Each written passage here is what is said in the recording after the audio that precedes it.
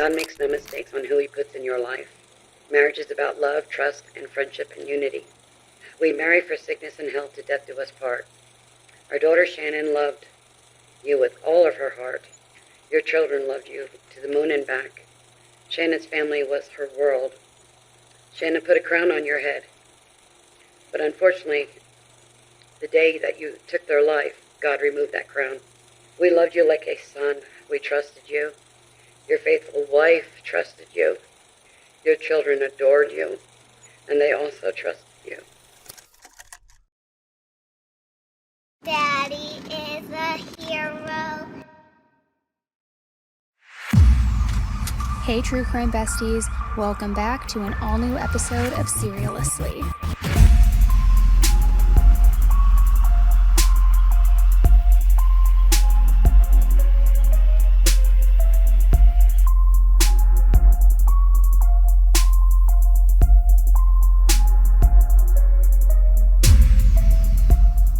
Hey everybody, welcome back to an all-new episode of SERIALously with me, Annie Elise.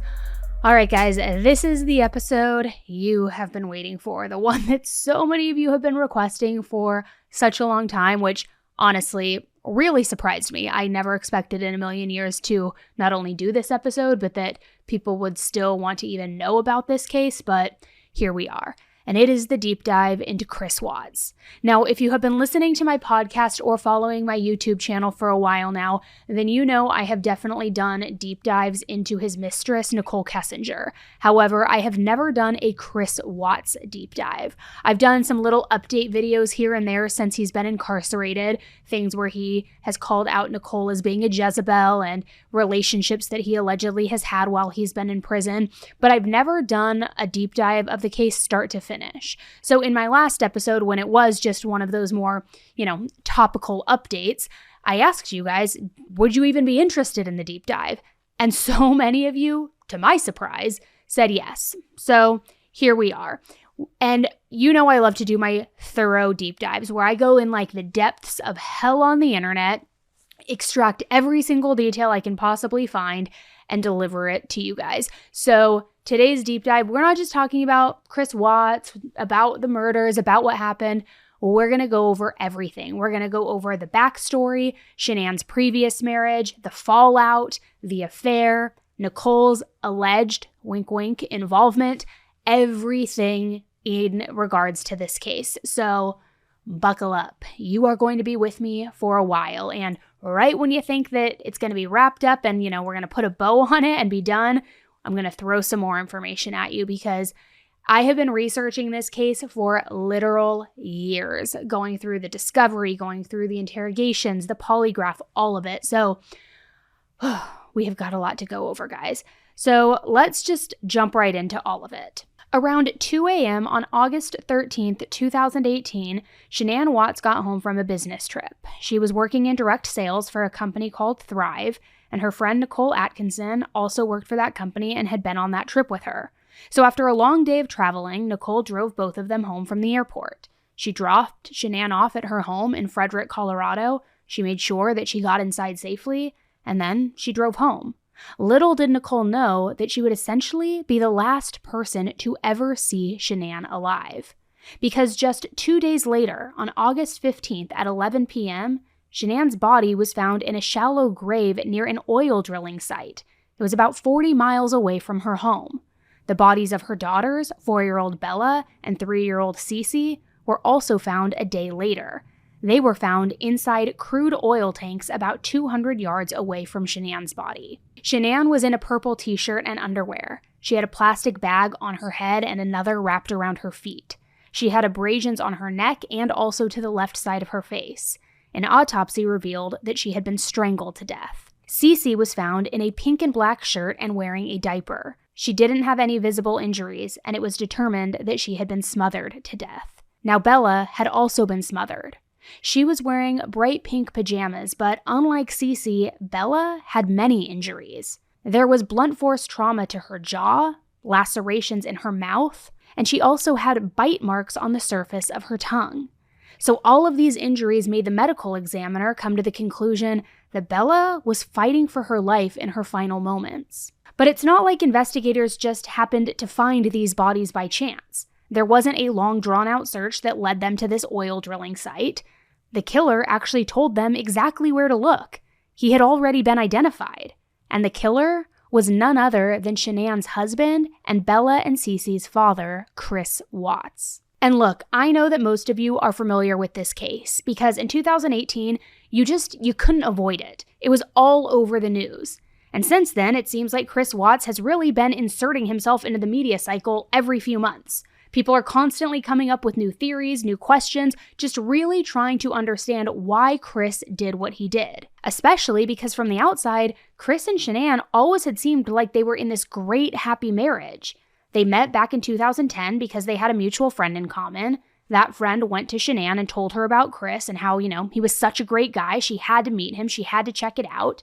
And before they ever even met in person, Chris sent Shanann a friend request on Facebook. But Shanann actually declined Chris's first Facebook request. You see, she was still dealing with the aftermath of a very bitter divorce. Shanann had gotten married right after high school to a man named Leonard King. They had gone to school together. Shanann was dead set on getting married right away and doing, the wife and family thing as fast as she possibly could. However, her friends were worried. They thought that Shanann was just way too young. But she was insistent. This is what she wanted. After Leonard and Shanann got married, Shanann did go to college for a little while, but she eventually dropped out so that she could work. You see, Leonard was going to law school, and they had to pay for it somehow, so Shanann did what she could do to help. But it didn't take long for things to go south after that, and they ended up getting divorced in 2007. So Shanann basically had to start all over again.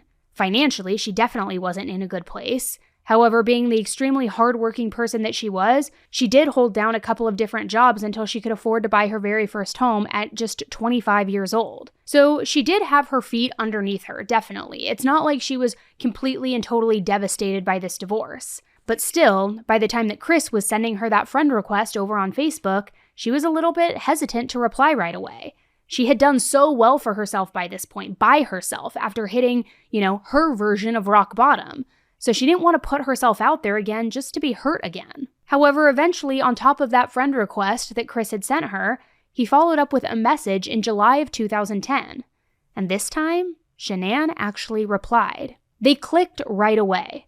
Both of them had been born in the mid-'80s, and they both had spent their childhoods in North Carolina, so they had a lot to bond over.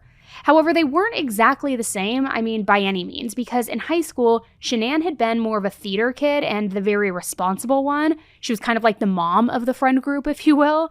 Meanwhile, Chris had been very shy, very into sports, but more reserved. And once the two of them started dating, Shanann was definitely the more dominant of the two of them. She worked hard, she was very serious, she was a go-getter. She really could accomplish almost anything that she put her mind to. Chris, however, he was more reserved.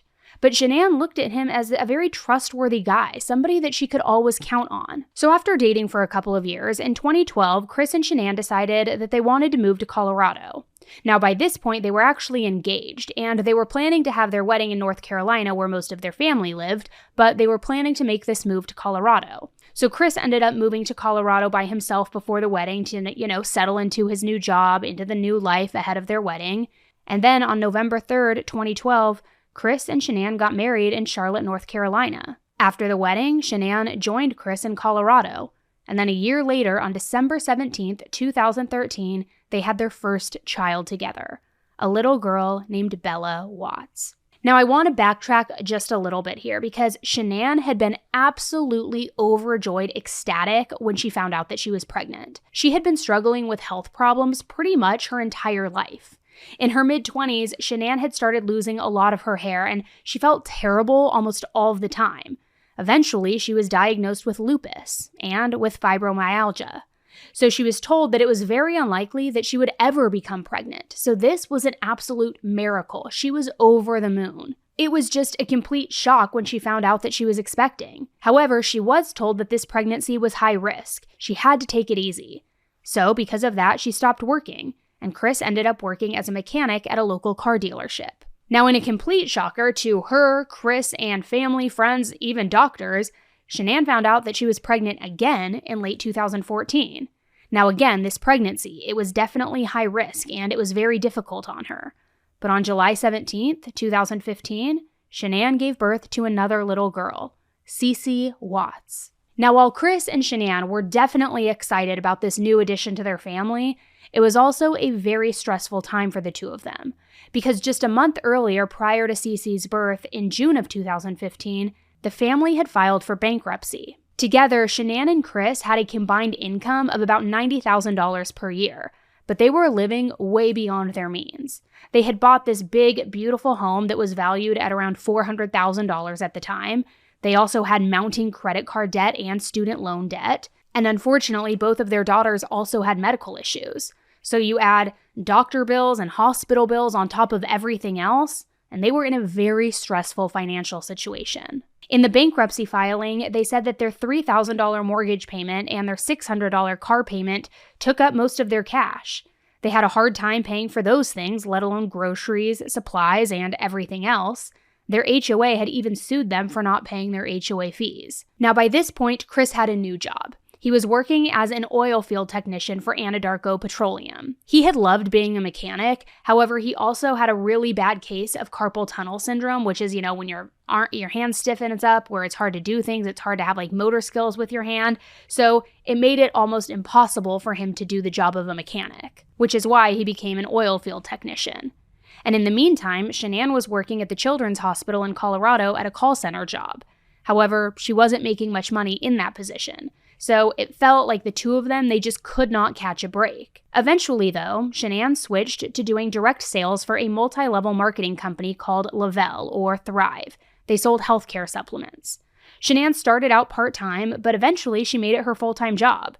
And she decided that the best way to really grow her business and grow her network and her sales database was to leverage social media. So she used her Facebook page to market the products and to just post a lot about her personal life. She talked a lot about her marriage, her kids, and she went live on Facebook pretty consistently. Now, obviously, when she was marketing these things, she wasn't talking about her financial problems, of course not. Instead, in her posts, she was marketing her life as, the dream life, selling the all-American dream, this love story, amazing supplements, amazing career, and just hoping that people who were viewing this and seeing it from the outside would really aspire to have that life too, and in turn those aspirations into potential sales, make them become customers. And Shanann and Chris seemed to have their life together. They really came across like the perfect couple. And it wasn't just social media. A lot of their friends and family members also thought that they just seemed super happy, super, perfect. Shanann's parents, Frank and Sandy, thought that Chris was great for Shanann. He was patient with her, he understood her medical conditions, he took care of her. In fact, on May 5th, 2018, Shanann posted a video to Facebook just about how good everything was. Hey everybody, say hi. Say hi. You don't want to say hi? So I just wanted to come on here live. Say hi. Hi. Hi. So Saturday's here. I don't even know what time it is. It's 8:30 here in Colorado. And I love waking up now on Saturdays and being able to enjoy my family. We never have to... Careful, Cece. We never have to really... we never have it determined where we're going. No plans, really. Summer's coming. And we're super excited. Bella, come here for a second, baby. We're really excited for summer because so much goes on in the summer here in Colorado. There's concerts every weekend, Friday, Saturday nights. There's always some kind of concert going on. And get together with friends, cookouts, and just enjoying life. And I'm really excited this summer because some of the amazing things that go on the weekends were when I was working for a company where I had to be in every weekends because that's the demand. The demands were always the weekends, so I needed more help. So I feel really blessed this summer. I'm going to San Diego with Chris. We're going June 22nd through the 26th. No, the 26th we come home at 1:30 in the morning. And then the 26th, that afternoon at 5:30 at night, Bella, Cece, and I and my dad are flying back to North Carolina for 6 weeks. 6 weeks we're going to be in North Carolina, Cece, right? And we're going to go spend time with our families and friends and everything else. And then we're going to come back August 7th. And then I fly to Scottsdale, Arizona on the 11th for a mini little retreat with my team. And we're going to have a lot of fun. Then, just a few weeks after that, Shanann shared a big announcement. Guess what, girls? Mommy has a baby in her belly. Are you guys excited? Yes? Are you really excited?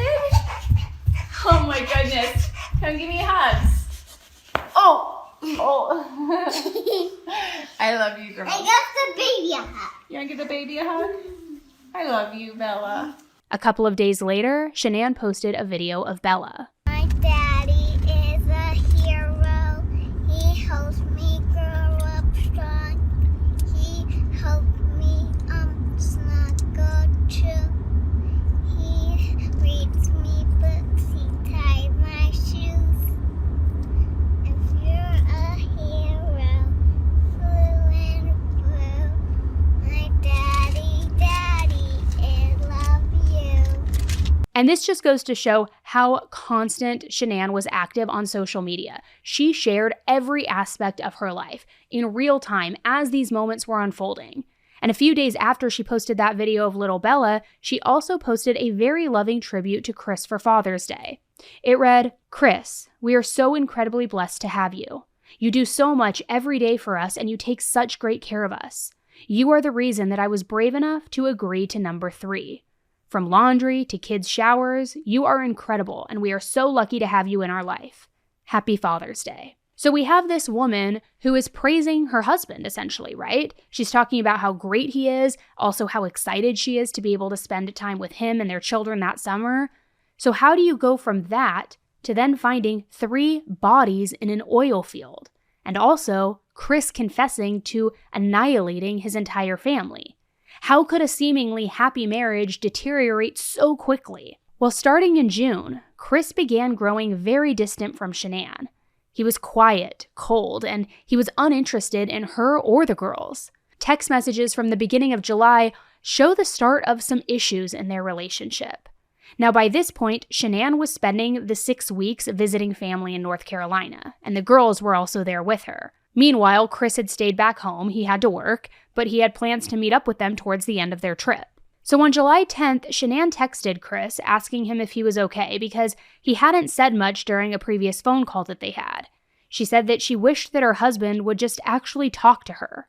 But Chris insisted he was fine. He was just really stressed at work. But then, after that, Chris just straight up stopped answering Shanann's calls, and he was barely responding to any of her text messages. Shanann was also having issues with Chris's family at the time while she was staying in North Carolina, so that wasn't making anything any easier on her. Now, these issues with the parents, they definitely weren't new. There had been tension there for quite a while.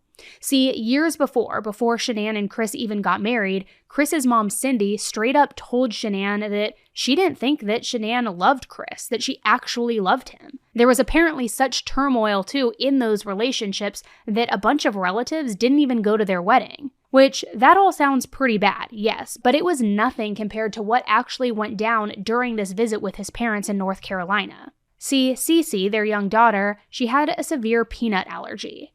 Even a little bit of a peanut could cause this severe allergic reaction. However, for whatever reason, Chris's parents were just not taking that seriously, apparently. They gave the 2 girls ice cream that had pieces of peanuts inside of it, and Shanann immediately went into, protective mother mode and got very, very angry. Like, what are you doing? You know that she has an allergy. Like, why on earth would you give this to her? So Shanann got into a huge fight with Chris's parents, and they didn't see each other for the rest of the trip. His parents didn't even go to a party that Shanann had held for Cece's birthday. So Shanann told Chris what had happened. She was expressing her anger, but he acted like he didn't even care that his daughter had almost gotten seriously sick or could have even died. So she sent him a follow-up text message which read, "These kids are my world, and I have to protect them from the evil of the world. I shouldn't have to protect them from evil family. Our kids deserve the same love and attention that other kids get, nothing less. Then, on July 24th, Shanann sent Chris another text message. This one read, I realized during this trip what's missing in our relationship. It's only one-way emotions and feelings. I can't come back like this. I need you to meet me halfway. You don't consider these at all, nor think about feelings. I try to give you space, but while you are working and living this bachelor life, I'm carrying our third child and fighting with 2 kids daily, and trying to work and make money. It's not hard to text, I love you and I miss you. If you don't mean it, then I get it, but we need to talk.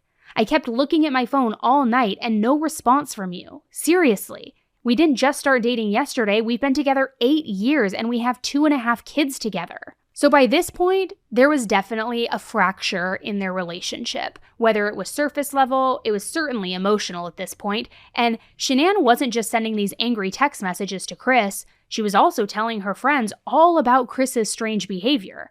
How, out of seemingly nowhere, he just apparently completely stopped caring about her and their 2 daughters. But during all of this, he did make some effort to seem caring or committed, because on July 31st, Chris flew out to North Carolina to spend that last week of the vacation with his family as originally planned. But things were weird, and everybody could tell. All of Shanann's family noticed how distant Chris was acting, and I mean, it was super out of character for him. Chris had always been so loving, so attentive, but now he was barely paying any attention to his wife and his daughters. So Shanann texted her friends about it. She said, he's kissed me once since he's been here, and that was at the airport. I kissed him. No grabbing my ass, no hug, no nothing. I just wanted to cry. He said nothing's wrong. 5 weeks away from me and not touching me. Kids are in bed, I took a night shower, which means I want to have sex, and he knows it. And he's over here doing a fucking push-up challenge instead of discussing anything or fucking me. I'm over here crying in silence. He's never been like this. 5.5 fucking weeks and no sex. Unless he was getting it somewhere else. So at the beginning of August, the Watts family flew back home to Colorado. But if Shanann was hoping that things would just, go back to normal once they were home and they would get back in the swing of things and their usual routine, she was definitely wrong. Because out of nowhere on August 6th, Chris apparently told Shanann that he wasn't even excited about having a third child. And we know this because the very next morning, Shanann sent another text message to a friend. It read, Chris told me last night that he is scared to death about this third baby, and that he's happy with just Bella and Celeste, and that he doesn't want another baby. Now, 2 days later, on August 9th, the 2 of them had an ultrasound appointment. Chris went with Shanann, but again, he was very distant, and he just seemed very uninterested during the entire appointment. Even when the 2 of them learned the sex of the baby. They were having a little boy. A milestone that should be so exciting and so thrilling in a relationship. So again, Shanann texted her friend. She said, I said you sat here in this living room and you said you think it would be a great thing to have a baby. We talked it out a lot beforehand and we agreed to this. You were so excited and happy. I grabbed his hand during the ultrasound and he didn't grab it back. The only thing I can think of, even though I don't think he has it in him, is another girl. Later that day, Shanann told her friends that she and Chris had a very long conversation later that day and that things did seem to be better. She said he seemed happier about the baby once he did find out that it was a boy, and that they even had picked out a name together, Nico. According to Shanann, it was the best conversation that the 2 of them had had in a really long time, and Chris was now finally acting like Chris again. She said he even kissed her before going to bed that night, something that he hadn't done in weeks. But then, Shanann left for her business trip with her friend Nichol. And once they were physically apart from one another once again, things went right back downhill like they had before with Chris. But now he was telling Shanann that he didn't think that this relationship was going to work. He wanted to separate. On August 11th, while Shanann was still out of town, Chris ended up going to a Rockies baseball game with some of his friends, while his 2 daughters stayed back home with a babysitter. He told Shanann that they went out for salmon and to grab a beer after the game, but then Shanann had noticed that he spent over $60 at this restaurant that he went to, which was a lot of money for a single meal. So she pulled a typical sleuthy girl move, which, honestly, I've done something very similar in the past, not in my marriage, but in a past relationship, and she looked up the menu for this restaurant. She wanted to see for herself, how on earth could you calculate $60 on an entree and one beer? She even found the dish that he ordered, and it should have only cost him around $30. So now she was wondering what he spent the other $30 on. Another meal? Maybe for somebody else? Shanann just knew in her gut, and she could not shake the feeling that Chris was having an affair. I've been trying to be more mindful of what I've been putting into my body lately, because I know by consuming grilled cheese sandwiches, DoorDash, all of the things, that's a direct reflection of why I am feeling so sluggish, why I'm breaking out, why I'm like so tired all the time. And I don't really eat that healthy, which I know is really bad, guys. Don't judge me for it. I'm trying to do better, and I'm so excited because I finally found something that tastes good and that's healthy, and that's Beam Greens. I always loved Beam because of their sleep tea. I've talked to you about that before. They now have greens, and I have been doing it for probably 45 or 60 days now, every single morning. It tastes so good. I drink it so quickly. It tastes like vacation. It's strawberry kiwi flavored, and I'm getting all the greens that I need. So now I'm not feeling so guilty when I'm not buying vegetables at the grocery store. Getting your daily greens has seriously never been easier because it has 14 different greens, including alfalfa, barley, kale, plus these other ones that I can't even pronounce, all these antioxidants to support your daily nutrition that you need. I mean, it's all the good stuff because I'm not ever just munching on a thing of kale, you know what I mean? You just mix 1 scoop in water, mix it well, and then enjoy the benefits. Like I said, 14 different greens, plus vitamins B6, B12, D, magnesium, ashwagandha, all sorts of different stuff to help reduce stress levels, to be healthy. I've noticed improved digestion. I've noticed my skin is more glowy. I just feel more energized. So be healthy with me, guys. If you want to try Beam's best-selling greens, get up to 40% off for a limited time when you go to shopbeam.com/AnnieElise Greens, and then use code AnnieElise at checkout.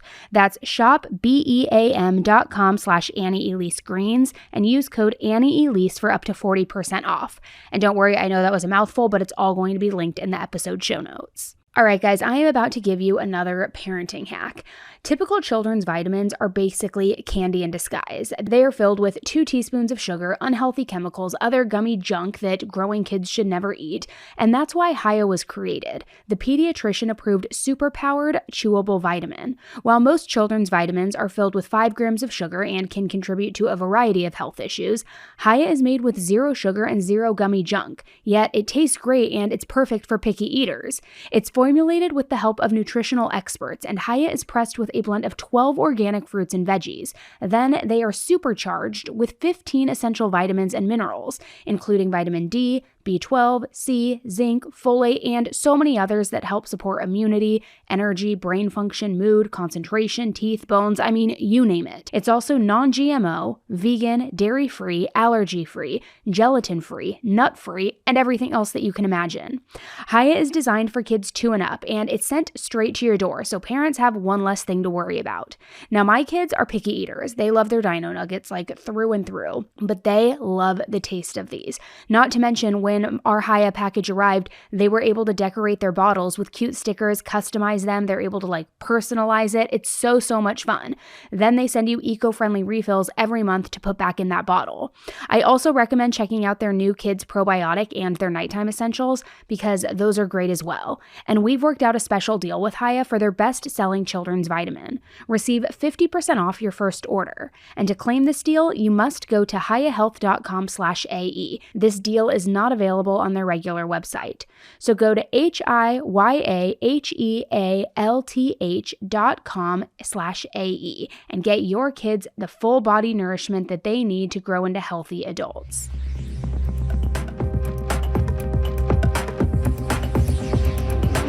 So the day after this restaurant debacle and Shanann discovering that he had spent more money than he should have spent for a single meal, she sent a picture to a friend of a letter that she had written to Chris.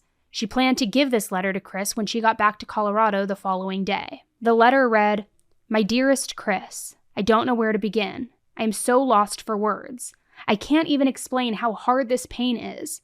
The last 5 weeks have been the hardest. I missed everything about you. I missed your morning breath, your touch, your lips, your kisses. I missed holding you. I missed smelling you in the sheets. I missed talking to you in person. I missed watching you laugh and play with the kids. I love so much about you. I missed seeing you naked and on top of me, making love to me. Oh my God, I missed having you around when I felt alone and upset. I just flat out missed the hell out of you.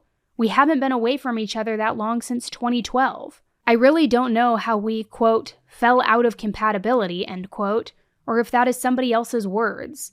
The only thing that changed this month was everything that was going down with your family.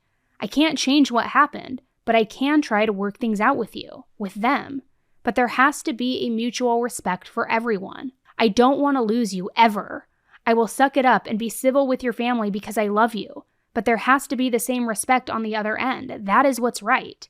I can't lose you. I won't lose you without a fight. I will fight for your love, fight for us. I can't imagine life without you. It scares me to death every day that you go to work or we are apart, flying away. I will do anything for you, for us. This is the hardest thing I have ever gone through, but you are worth it. Just talk to me. Tell me what you need. I love you, baby, with all my heart.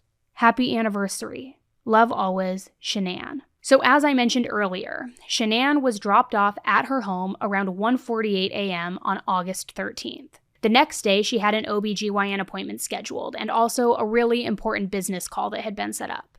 So Nichol, the friend who had dropped Shanann off in the middle of the night after their work trip, texted her on the morning of August 13th. She was asking her if she wanted somebody to take her to that appointment.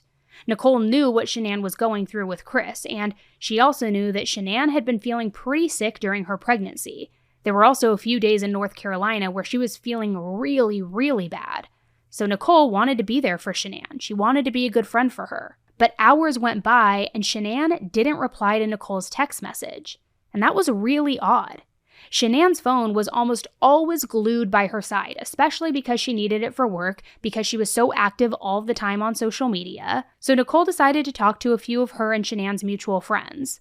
But none of them had heard from her at all that morning. So they all had this gut feeling that something just wasn't right, something was wrong here. So Nichol decided to drive by Shanann's doctor's office. And she found out that Shanann never even made it to her appointment. She also had missed that business call that she had scheduled. Now, Shanann was known to be very organized, always would hit her deadlines, just very thorough with everything. So she definitely wouldn't just skip a doctor's appointment or, an important business meeting phone call. So Nichol decided to drive to Shanann's house to check on her. When she got there, she started peeking through the garage window, and when she did, she saw that Shanann's car was still parked inside of the garage. So she went to the front door. She started knocking, but nobody answered. Now, Nichol also knew the code that unlocked the front door, so she punched it in. She was trying to get some answers. She was trying to figure out what was going on with her friend. However, when she tried to open the door once she got it unlocked, she found that it was locked with a latch from the inside, like one of those, privacy latches that they have on apartments and hotel doors. So Nichol, through the little gap, was yelling out for Shanann, but the house was completely silent. She could see that Shanann's black flip-flops were still by the front door, though, and this was yet another huge red flag to Nichol, because those flip-flops were basically the only shoes that Shanann ever wore. If she had left the house that morning, she certainly would have been wearing them. So now you have Shanann's car and shoes still at the house. She had missed that business call, also a very important doctor's appointment. The red flags were adding up. So Nichol decided to text Chris and ask him where Shanann was. Now, Chris was at work at the time, but he said Shanann had told him that she was going over to a friend's house with the kids that day, because according to Chris, they had talked about divorce earlier that morning. He said that it was really upsetting for Shanann and that she just wanted a little bit of space to think, be by herself, take the kids out, and just, kind of reset from that conversation. But coincidentally, what Chris didn't know is he couldn't remember which friend's house Shanann was going to. And Nichol, at this point, remember, she had already talked to a whole bunch of Shanann's friends, and none of them had seen her, heard from her, hadn't seen the girls, nothing. So Nichol told Chris, no, I've talked to the friends. I'm really worried. Nobody knows where she is. So he said he was going to leave work, he was going to drive home, and he would meet her at the house. But being the stellar friend that Nichol was, she was just relentless, which good on her. With everything else that had been happening in Shanann's life lately, Nichol didn't feel good about this situation at all. So at around 1:30 p.m., she called the police. She explained the situation, and she asked if they could come to Shanann's house and do a welfare check on her. How you guys doing? Brother? What's that? Do you remember me? Yeah. Hey, man. How you been? Hi. You Nicole? Yes. Okay. What's going on? So my friend, we were out of town for a business trip this weekend. All right. And I dropped her off at 2 o'clock this morning. She's 15 weeks pregnant. She wasn't feeling well. And she had a doctor's appointment this morning at 9. And I told her to let me know if she needed me to take her. She's got 2 little girls. And she was very distraught over the weekend, wasn't eating normally or drinking. And we kept trying to force it on her because she's pregnant. Mm-hmm. Her husband and her supposedly are separating, but she didn't know this. She thought they were just having issues. He disclosed that to me today. Okay. Because I called him and I was like, have you talked or heard from Shanann since she left for work this morning? Because I can't get a hold of her. I've called, I've texted. Her car's in the garage. Her shoes she wears every single day are by the front door. She only has one vehicle? No, they only have the one vehicle and his work truck. Okay. That's what I'm asking. There's There's not a... the girls and went on a play date, but they're 4 and 2. She went on a play date. Why wouldn't she take in a car? They're both in car seats. And she had a doctor's appointment this morning at 9 and she didn't go to the doctor's appointment. Okay. No answer on the phone. Husband's on his way. Supposedly, but he said that 30 minutes ago when I called him again and he said there's 45 minutes out still. And I know the code to the door. You do? I do, but there's a thing on it. There's a, no, it'll, even Chris knows you can do it. There's a, they have the thing flipped up here. Oh. What about the garage door? I don't Is know. there...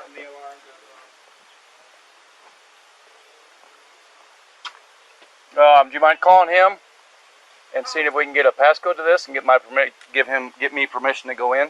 Okay. I'm just gonna check the back, see if I can see anything. When the police arrived, they tried to explain to Nichol why Shanann maybe wasn't home or answering her phone. Maybe her phone had died, maybe a friend picked her up in a different car, all of these other things that could explain it. Maybe it wasn't foul play, maybe it was nothing suspicious. And then the officer talked to a neighbor who said that he did see Chris earlier that morning, but he didn't see Shanann. Now, in the meantime, Nichol was on the phone with Shanann's mom, Sandy, because earlier that morning, Chris had told Sandy that Shanann went to a friend's house with the girls, similar to what he had told Nichol. So now Sandy was obviously concerned that nobody could get a hold of Shanann. She wanted to know what the heck was going on here. And while all of this was going on, the police officer couldn't just go inside and see if Shanann was inside for himself. He didn't have a warrant. Chris hadn't gotten home yet, so he hadn't received permission to go inside the house. But then finally, Nichol gave the officer Chris's phone number, and the officer called Chris. Chris answered and told a really similar story to what he had told everybody else. Shanann took the girls, went to a friend's house. He also said that he was 5 minutes away. But here's the thing. Chris had been talking to Nichol all day, and he had also told her that he was 5 minutes away twice. In fact, he had said that he was 5 minutes away 45 minutes before that. But finally, Chris did arrive. And instead of going into the house, he opened up the garage door and he started looking through Shanann's car. When he was doing that, Nichol noticed that the 2 girls' car seats were still inside the car. And she called this out as very odd because Shanann wouldn't have left these car seats behind even if a friend came and picked her up. She would need to put the car seats in her friend's car, right? So this was weird. Something wasn't making sense here. Then, when Chris finally went inside, he didn't start calling out Shanann's name. He didn't call out for Cece or Bella either. Instead, he closed the door so that nobody could follow him in from the garage. Then, about a minute later, he opened up the front door and finally let the officer and Nichol inside. They searched the house room by room, with Chris trying to really act concerned, but honestly not doing a very good job at that. He even pointed out that the blankies that the 2 girls slept with were gone. They also found that Shanann had left a lot of her personal belongings behind. Any friends she would be hanging out with? I guess her parents are out of state. Across country, North Carolina. Oh. Yeah, so that's not happening. She can play. All the girls' blankies are gone. Their blankies they sleep with, they don't leave anywhere without them. Good. Nothing else appears to be missing though, just No. stuff you'd take for a quick trip. She tell you anything about leaving, moving out? Not moving out. The last time I talked to her was this morning. She said she was going to take the kids to a friend's house, and that's where she was going to be. And then I've texted her today and never heard anything. But cars here. Right. Are here. Unless somebody came and picked her up. But the people that I know,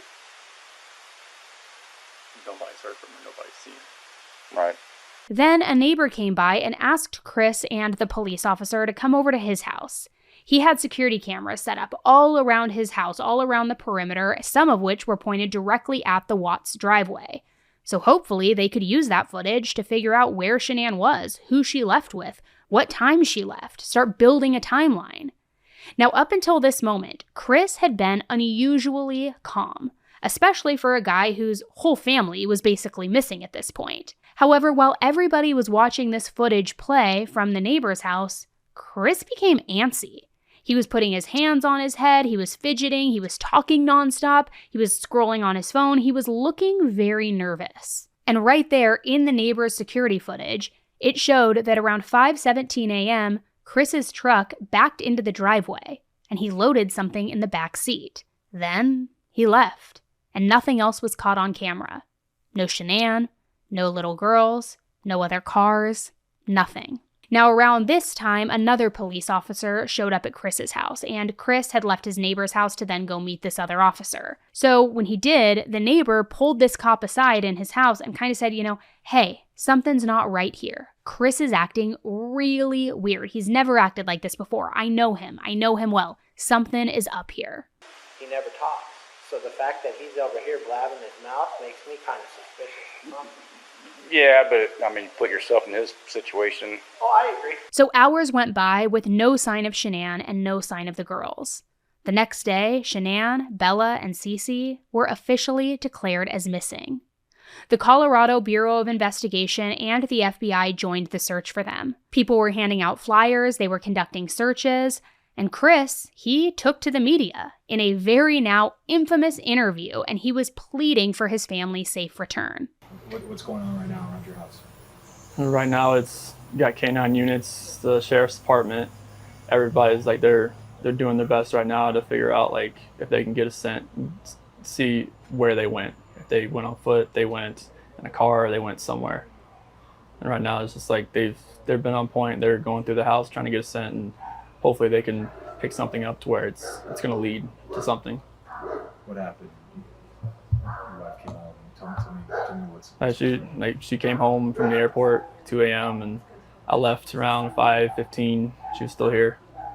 And like about 12:10 in that afternoon, her friend Nichol showed up at the door. Like I had texted Shanann a few times that day, called her, say, but she never got back to me, but she wasn't getting back to any of her people as well. And that's what really concerned a lot of people is like, if she's not getting back to her, like if she doesn't get back to me, that's fine. Like she gets busy during the day. But she didn't get back to her people, which was very concerning. And Nichol called me when she was at the door, and that's when I came home.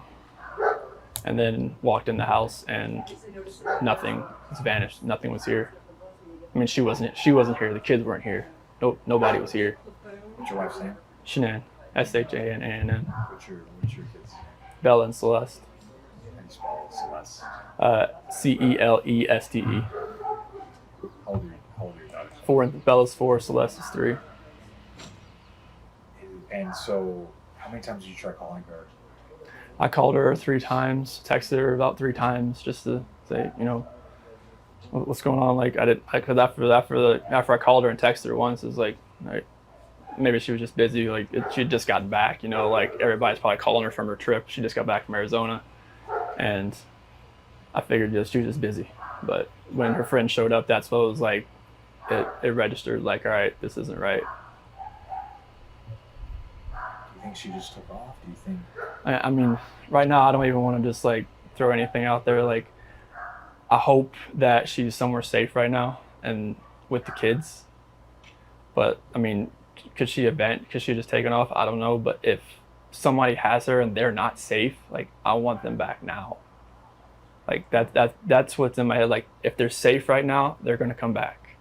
But if they're not safe right now, that's the not knowing part. Like if they're not safe, last night I had every light in the house on. I was hoping that I would just ran over by the kids running in the door and just like barrel rushing me, but it didn't happen. And it was just a traumatic night trying to be here. I'm gonna ask some kind of tough questions.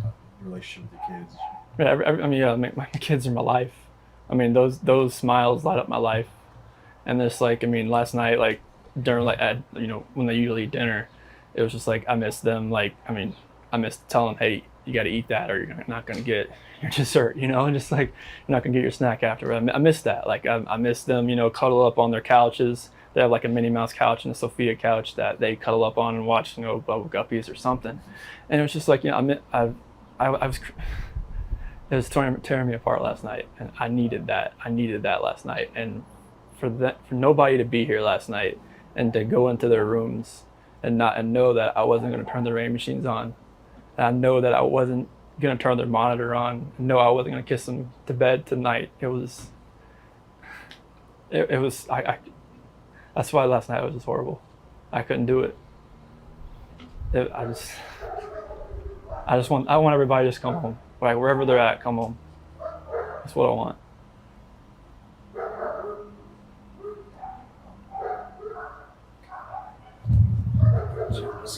Where was she gone for? She was on. She came back Sunday. You said that to you at night. Yeah, because her flight got delayed from Arizona because of like other storms around the nation. So she's supposed to get home like 11. She got home at like 1:48. She got in bed about 2. What was she going for? Like family trip or what? It was a Thrive direct sales. It was a local event that was down there between a bunch of leaders in the company. And that day she was back. I mean, I left work early that morning, like 5:15, 5:30. So like she barely gotten into bed pretty much. And this might be a tough question, but did you guys get into an argument before she left? It wasn't like an argument. We had an emotional conversation, but I'll leave it at that. But I just want them back. I just want them to come back. And if they're not safe right now, that's what's tearing me apart. Because if they are safe, they're coming back. But if they're not, this has got to stop. Like, somebody has to come forward. You spoken to her family, like her parents? Yeah, they've been in constant contact, like every hour. I mean, everybody back in North Carolina and the East Coast. I mean, from Maine to Florida. What is her parents saying to you? They're just like if they need to get on a flight, just let them know. Because I mean, they feel helpless right now because they're on the opposite side of the country. I mean, Colorado is. I mean, you can't just drive around and look. I mean, it's just like you wouldn't really know what you're looking for. That's what the cops pretty much told me. That first day, I was like, I want to get out and drive around. They said, you wouldn't know what to look for. Last couple questions. What is law enforcement? What have the police or the sheriffs or your neighbors? What's police saying to you? Right now, this is what they're doing right now is with the canines in the sense. I think this is the biggest thing. This is the biggest thing they've done so far because yesterday Frederick Police Department did all the searching of the house and tried to gather whatever information they could. And with the detectives, officers, and sergeants, and today it's, obviously with all the activity that's around, there's a lot going on around here, and I really hope that all of this can lead to something positive. What did your neighbors? Did they see anything? Did your neighbors see anything? No, like the police department went door to door asking, like, cameras and everything, just like nothing. And my last question, if you have any of them, so feel free to step in. My last question is, if your wife can see this, if she can watch this, what would you like to tell your wife and your kids? Shanann, Bella, Celeste, if you're out there, just come back. Like, if somebody has her, just please bring her back. I need to see everybody. I need to see everybody again. This house is not complete without anybody here. Please bring her back. Now, the reason I say that this interview is now infamous is because it is used as a comparison interview to so many missing persons and murder cases. Almost any time a spouse now gives an interview, if they look even at the tiniest bit of suspicious, everybody will say, almost verbatim, you can probably say it before I even say it right now, he's giving Chris Watts vibes. Because in this interview, he's like swaying back and forth. He's just looking dead in the camera. He has his arms crossed. And so we've actually seen that body language and that behavior in quite a few interviews, as a matter of fact, post Chris Watts. The one that comes to mind the most is Trezell and Jackie West. They were from Bakersfield, California. They had 2 little boys that went missing. And that interview, people were calling out the red flags like from the jump. And so after this interview was given, people did identify it as suspicious right away, and they started noticing his body language. But now it is an interview that is constantly referenced all over the place in all sorts of different cases. And so not only was the public calling this out as suspicious, the police thought that it was a little bit weird too. So that's when they decided to pull Chris in for his first official interrogation. This was on August 14th, one day after the disappearance. What do you think happened? At first, I really thought maybe she was just at somebody's house, just decompressing. Exploring our scene. Yeah. But after today, like with the onslaught of all the cars, all the police cars, all the news, all the canine units, it's making me lean the other direction about someone took her. Okay. But it's just, if someone took her, it would have to have been someone she knew. Because there's no sign of anything like being disturbed, broken. Mm-hmm. But like that's the way I'm leaning now. At first I thought for real she was just decompressing somewhere. I thought she was safe, even though everything in the house was left there. But now it's just after the day with the news crews and everything, it feels more the other direction, and it's freaking me out because I have no idea where they are. And this is like that's what's driving me nuts. It's like when I told the news crews, like if she's out there, like just come home. Like if someone has her, or like not just has her, but she's at somebody's house and she's just decompressing, it's time to come back. Because now this is real. Okay. This has gone to a different level. Absolutely. Okay. Do you have an inkling of if it's good or bad? Yesterday I would have thought that she was safe and it was good that she would come home. Today it's more on the other side. I don't think that she would let it get this far if she was just decompressing somewhere. I mean, she's not talking to anybody. I don't feel like the love we have is there anymore. Okay.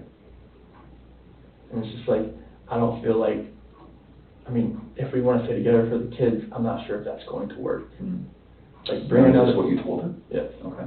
Like having another baby, bringing us into this relationship, do you think this is going to work with us being together? Or separation, I think, is going to be the best possible route for us. And that's when like all the crying and everything proceeded. And it was very hard just to talk about that. But I needed to do it face to face. Okay.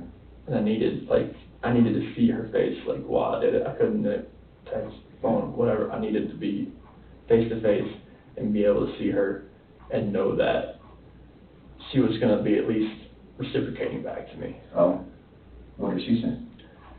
She said that she wanted to kind of work on it, but if that's the way I was feeling, then she respects that. Okay.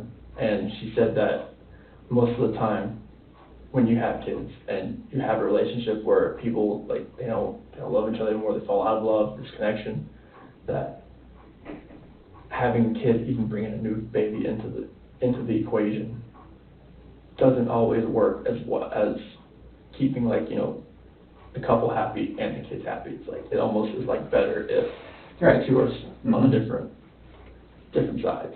Yeah, and you don't want to spend your whole marriage disliking each other and faking it for the kids. Yes, that's one thing. Okay.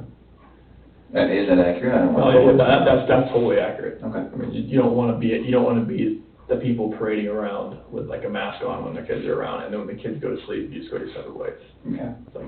That's what I don't want. And at about an hour into the interview, the detective told Chris that he looked suspicious. I mean, she and the girls just happened to disappear the same day that he said he wanted to separate. When does that ever happen? Can we talk about something that's kind of hard to talk about? So when I work investigations like this, I have to keep an open mind on everything. Okay. And part of keeping an open mind is listening to you talk about your wife and your marriage, and the day she goes missing is the day that you guys have marital discord. Okay. you can understand what I'm thinking about you. Yeah. What do you think about that? Makes me sick to my stomach, honestly. Like, I know, like, I've talked to a few of my friends, is like, you know, this does not look good on you. I'm like, I know. It's like, if people knew that we were having marital issues, they're gonna look at me, especially with the way everything looks. And it honestly just makes me sick to my stomach, because this is something that I would never do. Ever. I know, like, you have to look at every vantage point. This is something I would never do to my kids or my wife at all.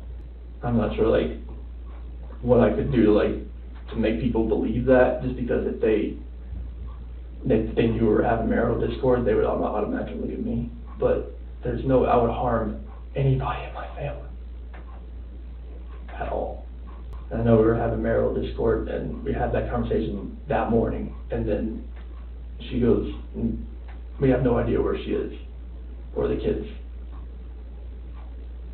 I promise you that I had nothing to do with any of that. Are you telling me the truth? I am telling you the absolute truth. Why should I believe you? Because I am a very trustworthy person, and the people that do know me, they know how I'm a calm person. I am not an argumentative person. I am a person that's never going to be abusive or physical in any kind of relationship. I would never harm my kids. I would never harm my wife. I mean, you can talk to any of my friends, any of her friends. They know me. They know I'm a low-key guy that's quiet. I'm not about confrontation. I'm not about anything that elevates to that level. I mean, you can, like, if someone yells at me, screams at me, I just take it, and I just try to get it by the wayside and get it back to where it's just a cool conversation, to where none of that gets to that height, because I am not that person. I've never been that person. So Chris just says he's a low-key guy, that he wasn't abusive, and that he would never hurt his wife or children. But here's the thing. During the entire interview, Chris was referring to Shanann and the girls in the past tense, almost like he knew that they weren't alive anymore. The detective clearly didn't believe anything that Chris said either, so he asked him if he would take a polygraph test, and Chris agreed. And you understand that I'm not arresting you right now. You understand that you can walk out of here at any time. Sure. Okay. Having said that, I do want to talk to you. I have a lot more questions for you. Okay. Okay.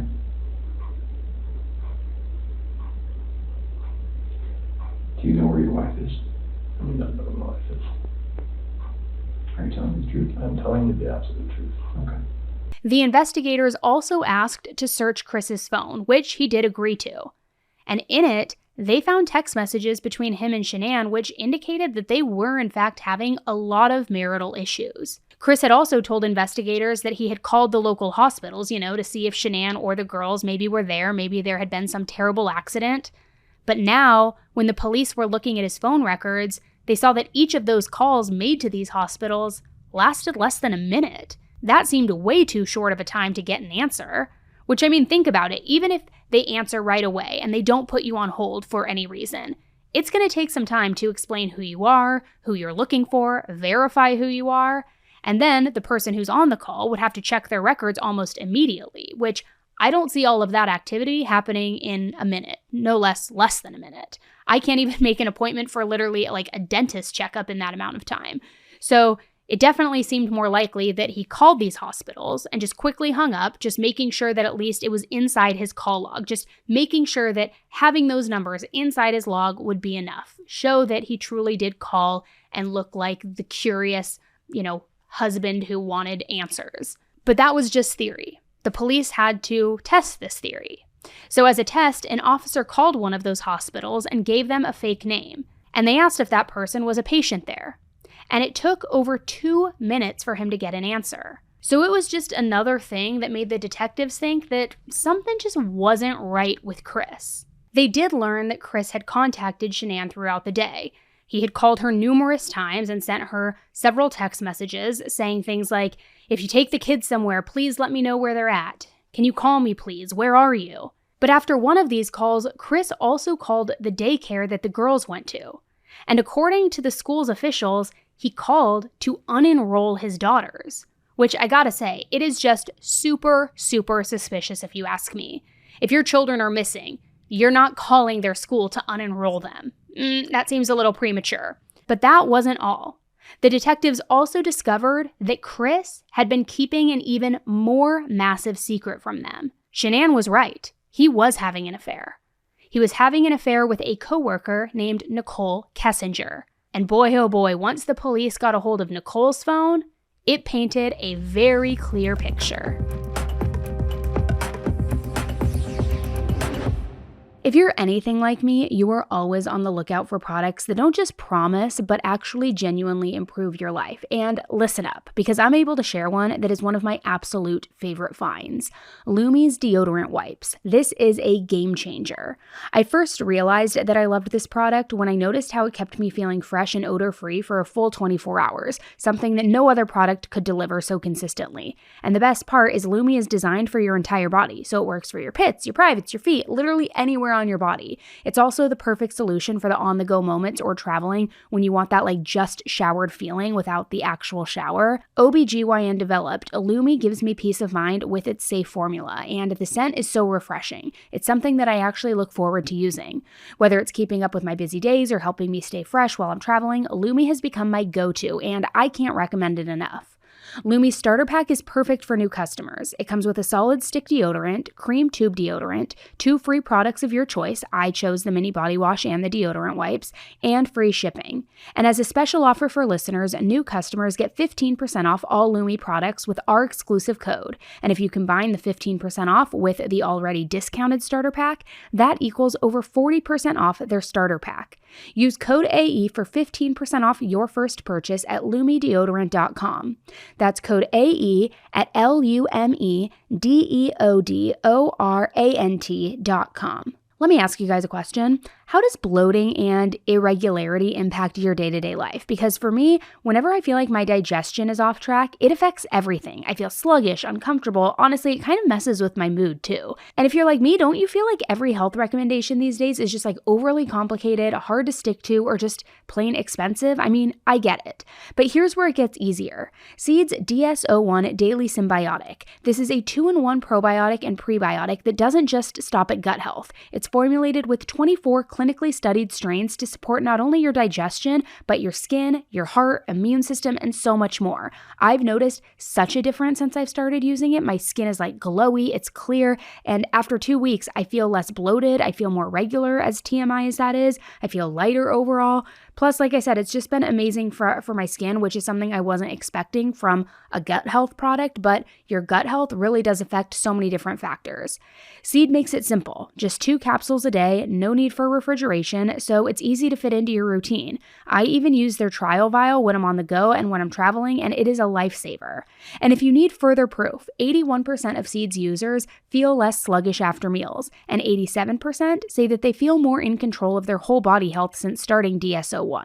And I'm right there with them. Get great gut health for less than $2 a day by going to seed.com/AE and use code 25AE to get 25% off your first month. That's 25% off your first month of Seed's DS-01 Daily Symbiotic at seed.com/AE, code 25AE.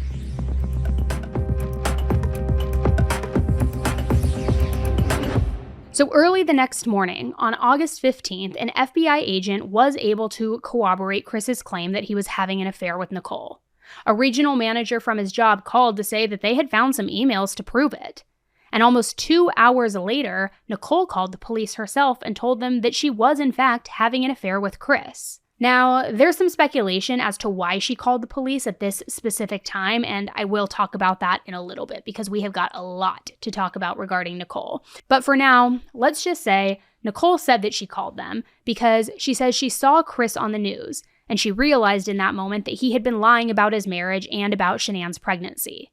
Nichol was under the impression, according to her, that the marriage was already over, and she had absolutely no idea that Shanann was pregnant.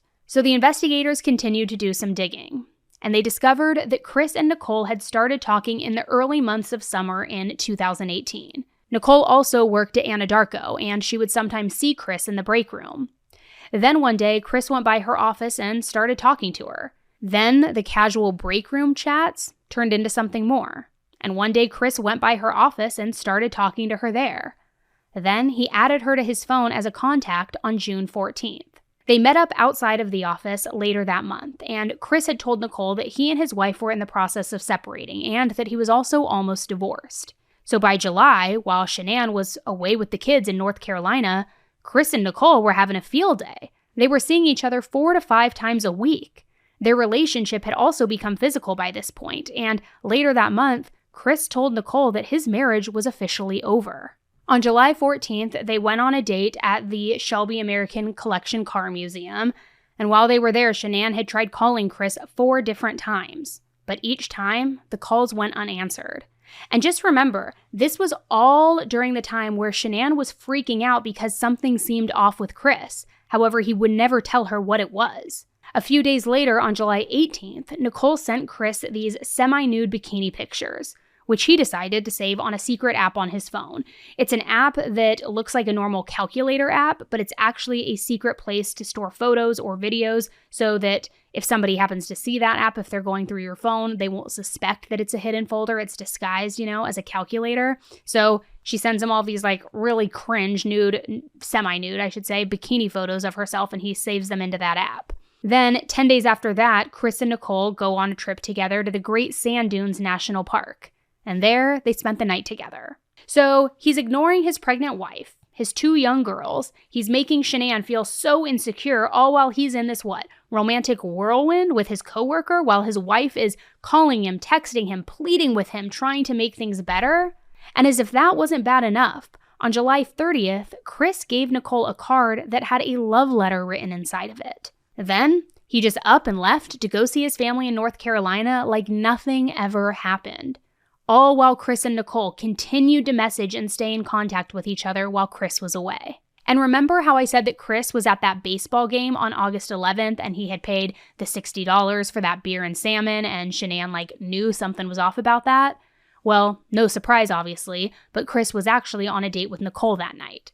That's why the bill was so high. Which I gotta say, that is just so gross to me that he stuck his $2 with a babysitter so that he could go out on a date with his mistress while his wife was on a work trip. You are the scum of the earth. And so when Shanann said that she thought that Chris was, getting it from somewhere else, she was right. Call it a woman's intuition. I always say a woman's gut feeling is the most powerful thing on the planet. And while she was in North Carolina working, taking care of the kids, he was literally running around with a woman that he met at work. And on top of all of that, right before and after the girls went missing, Chris was searching online for different things like secluded vacation spots and 2-person cars. He was also texting with a realtor the exact day that his family went missing. He was inquiring about selling his house. And at one point, the realtor asked why Shanann hadn't texted her at all, and Chris just said that he didn't know where she was, and he asked the realtor to pray for them. Which, what a bizarre conversation, right? I mean, I would love to know what was going through that realtor's head in that moment, when some guy texts and casually just mentions, oh, by the way, my wife is missing, but don't let that get in the way of me selling our house. Also, the fact that he was searching a 2-person car, look, I'm no expert, but to me, that signals premeditation. You only are going to get a 2-person car if you know that you're not going to need 2 car seats behind you. So the girls are still missing. Nobody knows anything. All the while, he is still continuing to text Nichol about their life together, even when people were actively searching for Shanann, Cece, and Bella. Now, I know that that's a lot. And that's all of what the police learned in just one day. Just one day of searching his phone. And also on that same day, or more accurately, that night, they got a phone call from Shanann's mom, Sandy. She told the police that she was positive that Chris did something to Shanann. He had hurt her. She noticed how he had been acting very weird lately, and she added that if he did in fact try to hurt Shanann, she wouldn't be able to fight back because of her lupus. Sandy was particularly afraid that Chris was going to pour oil on the bodies and dispose of them somewhere. It was a very, very specific concern of hers, and she told the police about it. So on August 15th, now 2 days after Shanann and the girls had been reported as missing, Chris took that polygraph test. Now, while all of this was going on, other officers were searching the Watts family home. They noticed how clean everything was in the home, but otherwise nothing really seemed too out of the ordinary. At first, that is. Because when they went to the master bedroom, they noticed that the bed was completely stripped. There weren't any sheets, no blankets, nothing. The search team ended up finding the top sheet and the pillowcases, but get this, they were shoved inside the kitchen trash can.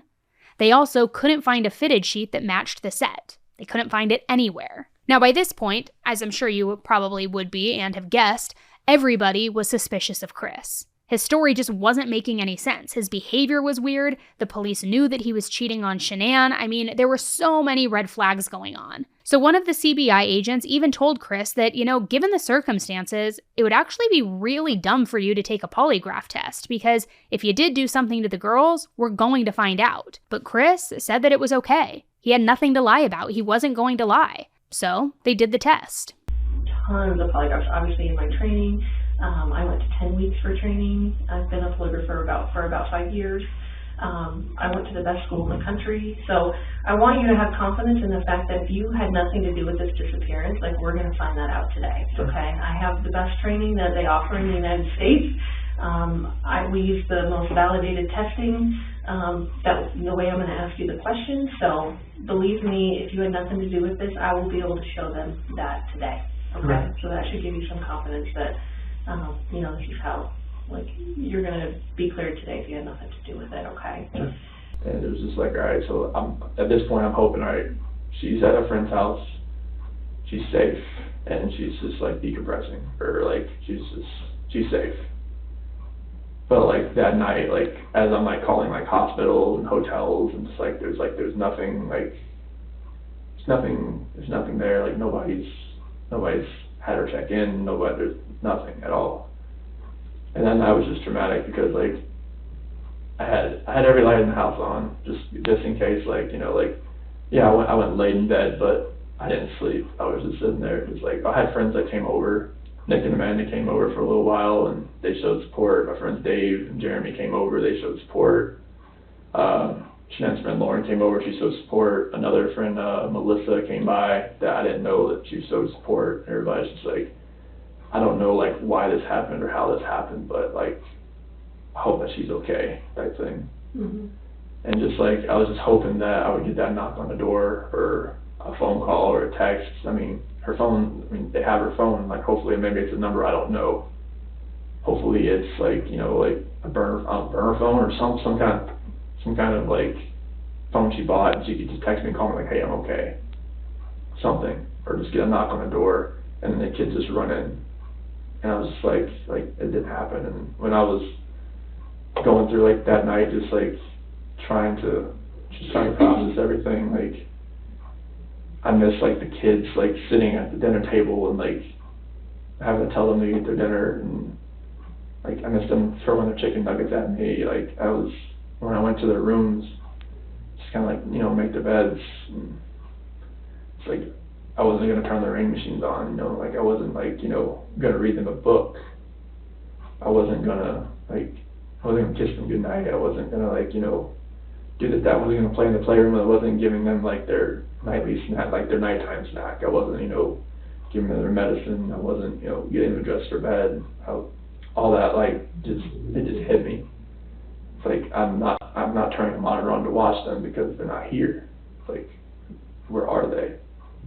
And then I was just I didn't even want to stay in the house that night, but I knew I had to, just in case maybe they came home, maybe they would come in that front door, garage door, or something would happen.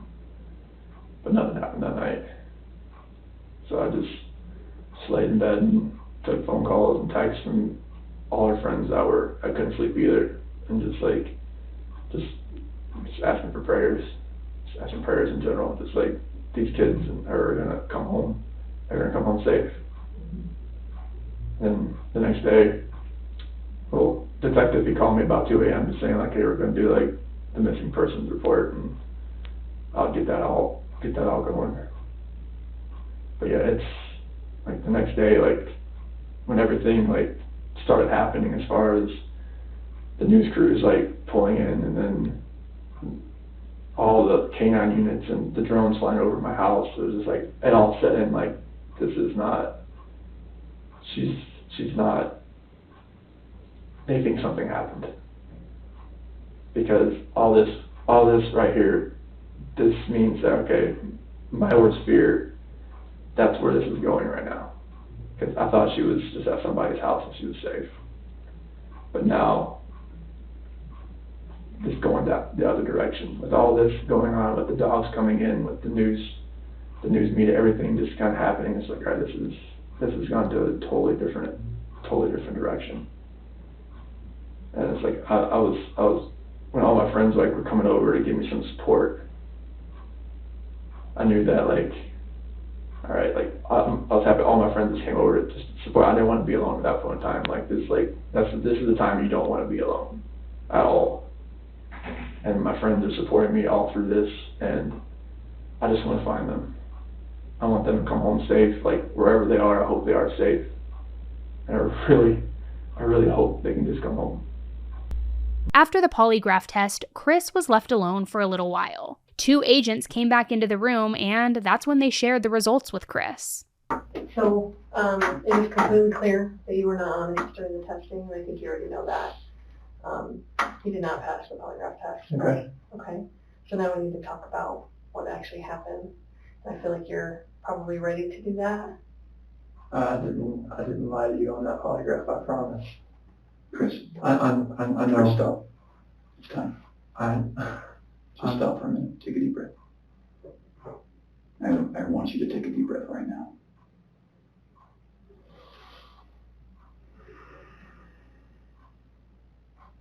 There's a reason you feel sick to your stomach. And when people hold stuff inside, it makes you physically ill. And I can just tell on your face, I could tell from the second you walked in that you were wanting to just come clean and just be done with this. And I appreciate that because you knew sitting down in that chair that you weren't going to pass today. And you knew I was going to find out because I told you that. And then you continued to stay knowing that you could, at the end, say, you know what? I just need to get this off my chest. Like, I just need to tell you what happened. We're not here to play games. We're not here to do any of that with you. We just want to know what happened. So can you start from the beginning and tell us what happened? Everything that I have told you, I did not lie on this polygraph. I don't know how much I could tell you right now. Like, I did not. It's not even an option right now because you did not pass the polygraph. So I know you were being deceptive. So that's not even an issue right now. The issue right now is what happened to Shanann, Bella, and Celeste. That's the issue right now. Okay. Okay. So let's talk about that. I know you want to tell us. I can see it in your face. Holding this lie in is going to do nothing for you. I know that. Like, okay. I'm not like trying to like cover things up. Like, yeah, but you kind of are because it's normal. Normal people would do that. Normal people that make a mistake initially are going to go, I don't know what you're talking about. I didn't do anything. That's normal. I would expect that. It's just like if you ask your kid, did you write on the wall? And they go, no. And you're like, you have marker on your hand. Like, I know you just wrote on the wall. And they're like, oh, okay. That's a natural reaction that someone's going to initially lie about something like that and then eventually tell the truth. So this is your eventually telling the truth time. This is where the rubber meets the road, Chris. Like, don't let this continue any longer, please. I'm not trying to make anything continue. Like, I want them back home, like. But you know they're not coming back home. You know that. I don't know in the back of my head. I hope they come back home. But you know they're not. I hope they come back home. Mm-hmm. And I don't know they're not coming back home. At one point, Chris said that he probably failed because he hadn't talked about his affair with Nichol before. But the investigators knew that that was not the only reason why he failed.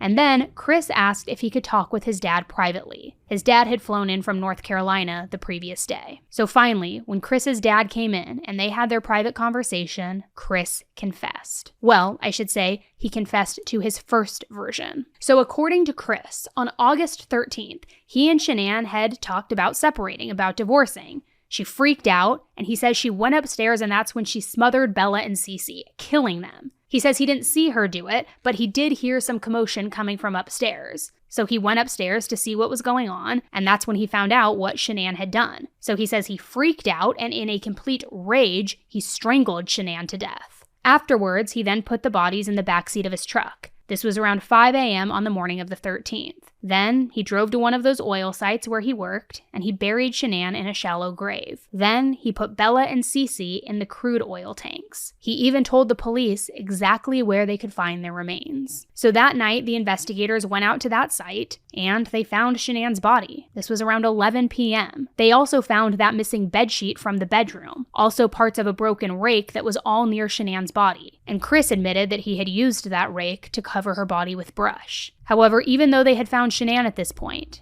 they still had to wait until the next day to get Cece and Bella. So on August 16th, the police went back to the site. They had to climb to the very top of the tanks to get to the openings. I mean, we're talking 20 feet high. And up there, they saw a tuft of blonde hair on one of the tanks. Hair that of course belonged to one of these little girls. They also noted how small the openings were. They were only about 8 inches in diameter, so they wondered how Chris was able to possibly squeeze their little bodies through that opening. Did he contort them? Did he break bones? How did they fit through an 8-inch opening? They ended up draining all of the oil out of the tanks so that they could recover the bodies, and this took hours, but then they finally got the girls' bodies out. Now, no one actually believed the story that Chris had told about Shanann killing the girls. She was a great mother, a protective mother. She never would have done that.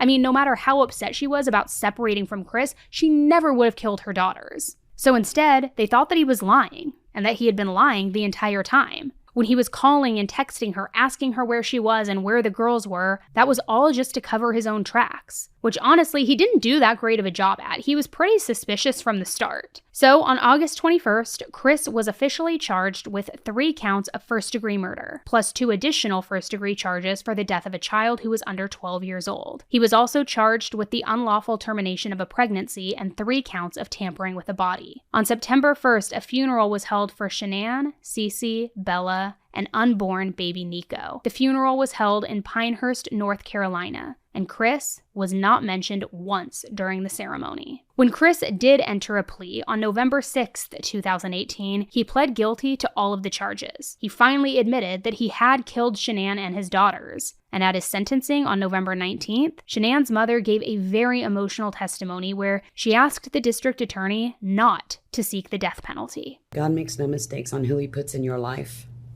Marriage is about love, trust, and friendship and unity. We marry for sickness and health, to death do us part. Our daughter Shannan loved you with all of her heart. Your children loved you to the moon and back. Shannan's family was her world. Shannan put a crown on your head. But unfortunately, the day that you took their life, God removed that crown. We loved you like a son. We trusted you. Your faithful wife trusted you. Your children adored you, and they also trusted you. Your daughter Bella Marie sang a song proudly. And I don't know if you got to see it, but it was, "Daddy, you're my hero." I have no idea who gave you the right to take their lives.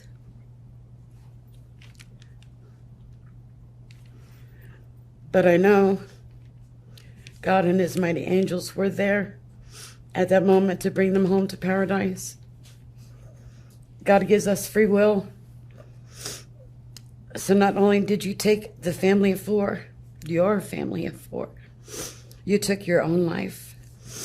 I want the world to know that our daughter and her children were so loved by us. There will always be protected by God and his mighty angels. I didn't want death for you because that's not my right. Your life is between you and God now, and I pray that he has mercy for you. From Shannan's mother, Bella Marie, Celeste Catherine, and Nico Lise. Nana. Thank you, Your Honor. Now, this is far from over, because we still have to talk about Nichol, about her phone searches, and everything else. So much that makes people believe that she truly was involved in this. It's no secret that weight loss medications and GLP-1s are like all anybody has been talking about right now, but here's the thing. You don't need to be rich or famous to have access to these treatments, especially if you qualify. With hers, you can get access to a personalized, budget-friendly weight loss program that is made just for you. And what I love about hers is that their approach to weight loss is realistic. It's not restrictive. It's all about finding the right solution for you. When you sign up through hers, they connect you with a medical provider who works with you to determine the best treatment for your specific needs.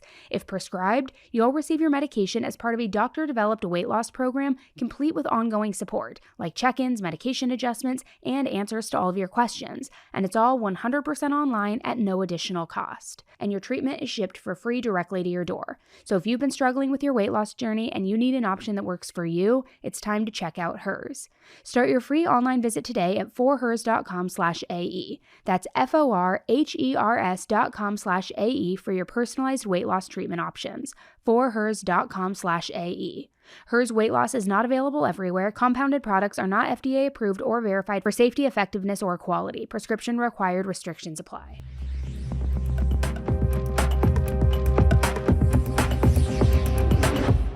So Chris was sentenced to 5 life sentences without the possibility of parole. Plus, he was sentenced to 48 years for the unlawful termination of the pregnancy and another 36 years for burying the bodies. But it didn't stop there. Oh no. Because the same day as Chris's sentencing, Shanann's parents filed a wrongful death suit against him. And almost a year later, in November of 2019, a judge ordered Chris to pay her parents $6 million. Chris was, and still is, completely broke, so he couldn't actually pay them the $6 million, but it was more of like a symbolic victory for Shanann's parents. Now, needless to say, Chris did not have a good time in prison. Not at all. I mean, besides the fact that prison is definitely not a nice place for pretty much anyone, he was a very famous child killer. And there were a lot of threats to his safety, so much so that it ended up being bad enough that he needed to be transferred to Wisconsin. Then on February 18th, 2019, investigators from the FBI interviewed Chris at this prison. This was his first interview that he gave since he confessed, or I should say since he confessed to his version. And he finally told the entire story of his affair with Nichol, and more importantly, how he ended up murdering his entire family. He said that what interested him in Nichol was that she was the one who approached him. She showed interest in him first, so it made him feel really good about himself. I should also mention that early on in his marriage, he was, I wouldn't say overweight, but not in the best of shape. And then as he started this affair with Nichol, he started getting like ripped. He lost a lot of weight. So he was definitely feeling more confident. And then in this interview, he says, yeah, she just made me feel really good about myself. She's the one who pursued me. She sought me out. He claimed that Nichol also wanted to have sex with him all the time, that it was just easy for him to talk with her, to be with her. He didn't worry that he was going to say something that she would find dumb or off-putting, and apparently Nichol just made him so happy that it made him decide to kill his entire family. And if not for her, he might have just continued living his life the same way that he always had. But he says instead, on the morning of August 13th, he woke up for work and he tried to smother Bella and Cece in their beds. Then he went over to Shanann and he told her that he wanted to talk. He told her that the relationship was over, he wanted a divorce, and he says that Shanann did not take this well, so much so that she told him that he would never see the girls again. So for whatever reason, he says this just made him like go into a blind rage. He just flipped out, which I don't know why, because by his own admission, he had already tried to murder his daughters, so he knew that he wasn't going to see them again either way. But now he was just angry, and so he says he got on top of Shanann and he choked her to death. However, in a haunting and harrowing detail, in the middle of this barbaric attack on Shanann, Bella walked into the room and she asked what was going on. She asked if her mom was okay. Chris was surprised that she was still alive, but he told her Shanann just wasn't feeling well. Go back to your room. Then he put a plastic bag around Shanann's head and feet. He rolled her up in that bedsheet and he put her body on the floor of his work truck. Then he brought both of the girls out of their room and put them in the backseat of his truck because, as it turned out, both of them were still alive. He told them that their mom was really sick and that they were going to take her to the hospital all together as a family. The girls, feeling safe and loved and protected by their dad, they napped in the car while he drove. Each of them had their blankie, and Cece was also holding onto a stuffed animal. Chris then drove 40 miles to the oil site. He parked, took Shanann's body out of the truck, and he buried it there. And as he was pulling Shanann's body from the truck, Bella and Cece asked him what he was doing to Mommy. After burying Shanann, he went back to the truck, and there he put Cece's blanket over her head and smothered her. Then he got her body out of the truck, he stuffed it into one of those oil tanks, and he went back to the truck for Bella. Now, this next detail makes me absolutely sick to my stomach. It never gets easier, and I've been following this case for years, like I said, and I've covered it before, but it never gets easier to say. It's something you will never be desensitized to. But before he killed little Bella, she turned to him and she asked if he was going to do the same thing to her that he had done to her sister, Cece. She also put up a fight and she yelled, "Daddy, no," before he ultimately smothered her. And it just makes me absolutely sick and enraged and just, as a mom myself, heartbroken for these little girls to not only have witnessed what he was doing to their mother, and then to have Bella seen him kill Cece and then dispose of her body and come back for her. And remember, they thought that they were taking their mom to the hospital. They felt safe enough with their dad that they fell asleep in the car. They were taking naps in the car. So for her to cry out and say, "Are you going to do the same thing to me? Daddy, please no," and fought him off, a toddler doing this, it is sick. And he had that entire drive to change his mind, 40 miles to change his mind. They had already miraculously survived one of his attempts. He could have changed his mind at any moment, and he didn't. He didn't. He just killed them so heartlessly, so evil, just truly, truly diabolical. So once he killed Bella, he dumped her into the other tank, and he said that when he heard the girls' bodies hit the oil, he knew that they were really dead. He said he considered killing himself at this time too, but he decided not to because he didn't want to traumatize the person who would find his body. Which, great, so thoughtful of you. He then drove by a construction site and he dumped his clothing and the girls' blankets. And it's been reported, but I haven't been able to verify it conclusively, that cadaver dogs at one time led the police to these construction bins, but they were just ignored. So Chris then said he changed into another pair of work clothes that he had in his truck. Then he got breakfast at a nearby 7-Eleven because nothing will work up an appetite like a quadruple murder on your wife, your 2 daughters, and your unborn son. He said that he had no plan about what to do afterward because he hadn't been planning on killing them at all in advance. That it happened all in a moment of rage after hearing Shanann say that he wouldn't be able to see his kids if they separated. That it was something he never even thought about doing. He said he felt like another person was taking over his body. But how is that true when you admitted to a first attempt, a prior attempt on the 2 daughters? Also, remember that search for 2-person car that happened earlier? How is that not premeditated? You clearly knew what you were doing. You had a huge window of time, too, to stop yourself and to cool off after you killed Shanann when you were driving that 40-mile distance, but you didn't. So how long was that fit of rage, that blackout rage, really lasting for? I don't buy it. Now, Chris's actual words were, "This was like the epitome of being angry, the epitome of showing rage, the epitome of losing your mind." And who really knows if this was some spur-of-the-moment thing? I personally don't think it was, but Chris has changed his story so many times. He had said that he tried killing the girls first, then killed Shanann. Now he was saying it was some sort of moment of rage reaction. I mean, honestly, who knows? He also claims that he wasn't at all expecting Shanann's friends to jump into action the way that they did. He didn't expect the police to get so suspicious so fast, and he also said he was planning on pleading guilty before he was even arrested. I guess he just didn't want to draw out the legal process. He knew that it would be difficult for Shanann's family to go through a lengthy trial, so maybe he was trying to win some brownie points by saying that. But if you think all of this is bad, it gets even worse because there's more. According to Chris, he was slipping Shanann OxyContin. No one knows where he got the oxy, and he also said he would never reveal to anyone where he got it from. But as we go into Nichol, there is a looming suspicion about who facilitated that oxy and who obtained it and how he received it and then started slipping it to his pregnant wife. According to Chris, he gave Shanann this drug so that he could try and induce a miscarriage. He thought that it would be easier to leave Shanann if she miscarried and if she wasn't pregnant, because the baby made him feel trapped. And right before she was killed, Shanann was experiencing some very intense stomach pains, which definitely could have been from Chris drugging her. And remember North Carolina when she got so ill? Did he drug her before the trip? So before we get into Nichol, let's wrap up with Chris. Chris is still in prison in Wisconsin, and it's reported that he mostly keeps to himself. He currently works as a custodian, and he has also become very religious, which, talk about a jailhouse cliche, right?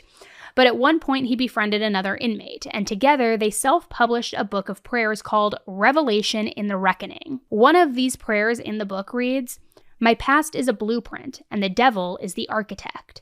While I watch his fallen ones build stone upon stone every day, I see these walls as insurmountable, a barrier that blocks me from enjoying your love, your peace, and of your joy, O Lord. You are my master builder. Help me walk around these walls, sound the trumpet, and shoot that they may come crashing down like the walls of Jericho." Now, in a lot of these prison exchanges, I did a recent update, but I'm going to mention it here. He also references Nichol. He calls her a Jezebel and does it with some really weird religious scripture in like some kind of weird flowery type of way. But basically, he calls her this Jezebel who had her sex powers over him and he was fixated on her and that Nichol made him do this. He also mentions that it's premeditated. So I will link that in the description of this episode so that you can go listen to that update of the Nichol Jezebel situation. But he does talk about her and acknowledge that she did know more about this and that she is the one that drove him to do this, not, verbally making him do it necessarily, but that because of her, that's why he did this. But I also think it's interesting because he has never flipped on her. He won't even tell people where the oxy came from. And I know, I keep talking about that, but we are going to get to that. So now, while Chris doesn't talk to many people in prison, he sure does have a lot of pen pals that he writes to frequently. And of course, just like Wade Wilson, the guy with all the tattoos on his face, that complete kiosk idiot, these pen pals are a bunch of women who find him attractive, who feel bad for him, who think that they can change him. Even some who think that Shanann was the problem, which, gross, so gross. Now, one woman, Sherilyn Cradle, did an interview with Inside Edition. And in this interview, she talked about some of the letters that Chris had written to her. And in these letters, Chris admitted to thinking about and planning the murders way beforehand. It wasn't necessarily some random act of rage like he had told the investigators. Sherilyn also visited Chris a couple of times, and she said that when he talked about the murders, his eyes would almost go dark, almost like he wasn't there, almost like he was reading a script. He talked about the murders in just such a casual and matter-of-fact way. Chris also still keeps in contact with his mom, Cindy, and she has done interviews as well, and she's something else, guys. She has said that she will always support Chris and that she can't ever understand what went wrong or what happened, but according to her, there was never anything throughout his childhood that indicated that he was capable of doing something like this. She said that he was a very quiet, very good kid, that he had a couple of close friends, but was pretty reserved. But she also said some really weird things about Shanann, and that she still has doubts about Chris's guilt. Take a listen. It was always a little strange that she always said a lot of things about Chris in front of me that I didn't like. Like, this isn't the kind of person I would date. He doesn't know how to do this, or he doesn't know how to do that. He looks like a skater boy. Look at his hair. Look how much stuff he puts on his hair. It was just on and on and on, and I just got a bad feeling. And they got married in 2012. Did they get married in North Carolina? They did. Mm-hmm. How was that? We didn't attend. Really? Mm-mm. We didn't attend because Shanann and I just couldn't get along. And I didn't like the way she treated him. What do you know about their marriage and their issues? Oh, very little. Very little. You can only observe. I could only observe what I saw when I was around them. Christopher always seemed anxious, and he when she needed something, I mean, he would run. He wouldn't walk, he would run, he would get it. He just always seemed to be right there at her beck and call. And did that seem odd to you? Or? Very odd. It was very odd. He just seemed nervous. But I think as the years went on, I think it just being in that kind of a relationship, which the social worker even said that marriage should have ended a long time ago. Shanann's pregnancy, and what did Chris tell you about that? Was he excited? No, I don't think he was. I think it was a shock to him. And he said that they have been talking about divorce, that they are not compatible anymore, and he was not happy anymore. And I finally thought, he's finally seen the light. And I take it Chris had never been in trouble with the law? Never. He's got one speeding ticket and didn't even know about that. Tell me what happened when they were reported missing. What did you find out? How did you find out? Who told you? I think Ronnie called me. Ronnie called me and said that they're missing, and I thought, I don't believe it. I didn't believe they were missing. I believed that she was going to punish Chris. She was just going to punish him, take the girls, and just punish him. I had no idea of anything else. Christopher called and said, Mom, they're searching the house. I said, okay, that's fine. I mean, and I still was not worried. I was not worried. I just thought Shanann had run off with girls. All I want is the truth. I just want the truth. That's it. And I know Chris would take responsibility. And I guess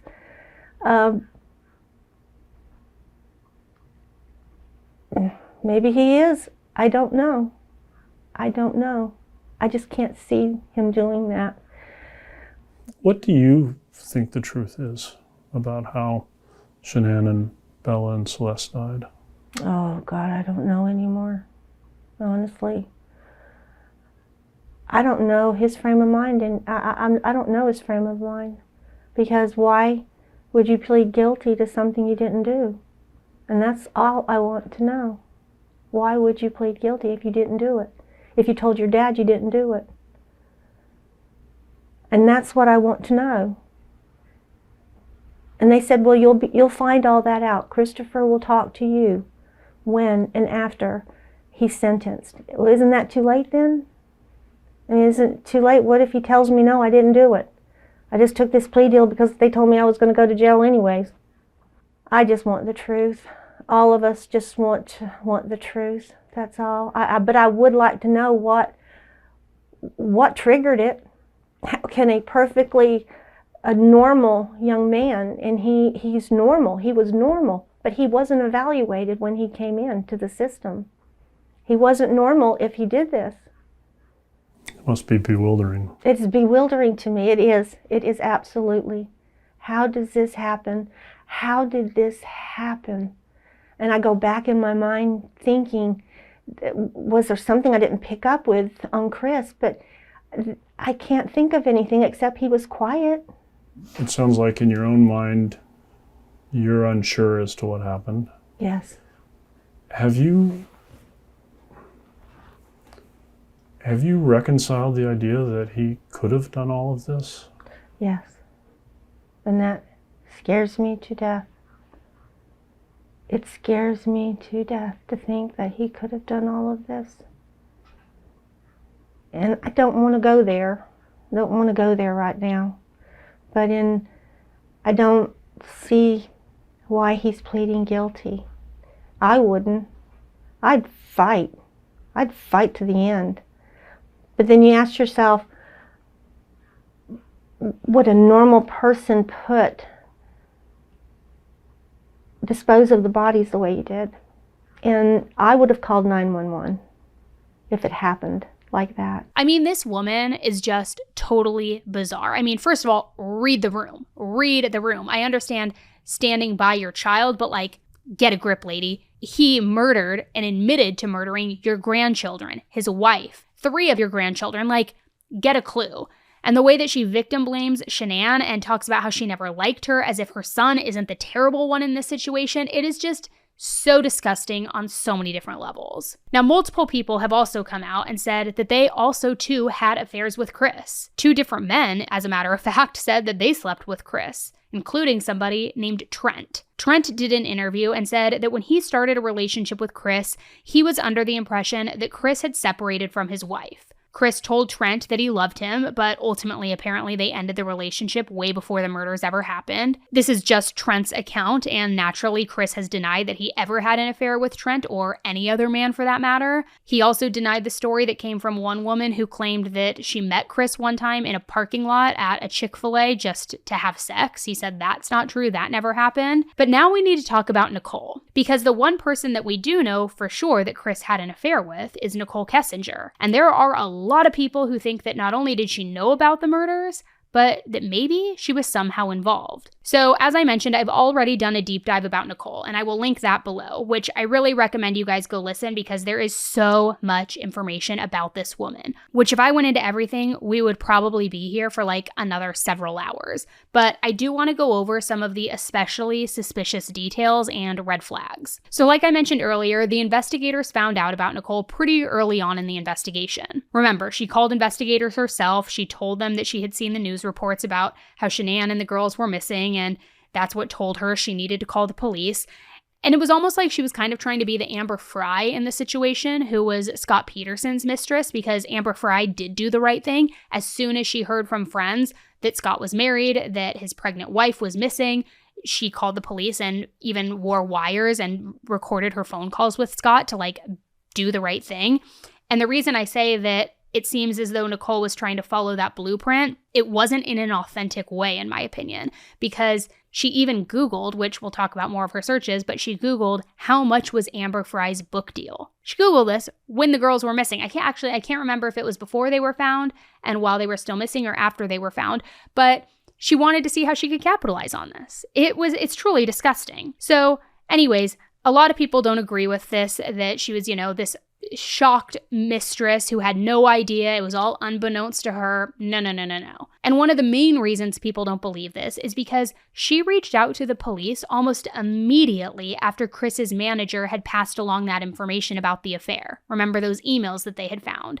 It was almost like somebody had tipped her off, so now she wanted to get ahead of everything. The timing was very interesting. Nichol was also questioned by the investigators, and during these interviews, she said a lot of stuff that has since been proven to be false. For example, she acted like she didn't know that Chris was married when they started their relationship, but it's since been proven that she did know that Chris was married. She also said that she told Chris that their relationship was over, that he needed to try and get back together with Shanann, he needed to try to fix his marriage and do it for the sake of his children. Apparently, this conversation happened while he was in North Carolina visiting the family. However, while Chris was in North Carolina, remember, he stayed in constant contact with Nichol, and their conversations, like the context of them, they never changed. They still flirted with each other and sent the type of messages that you would send to your boyfriend or your girlfriend, so it definitely wasn't like how you talk to somebody that you supposedly just ended a relationship with and were encouraging to have them repair their marriage. Plus, the police searched Nichol's phone and they found that on August 4th, she spent several hours searching for wedding dresses online. Again, not something that you would typically do after supposedly telling your boyfriend to fix his marriage with his wife. Now, in another shady detail, as if it's not looking good already, she did what we see people classically do when they are guilty. She deleted a ton of stuff from her phone right before she handed her phone over to the police, pretending or trying to act as though she was cooperating.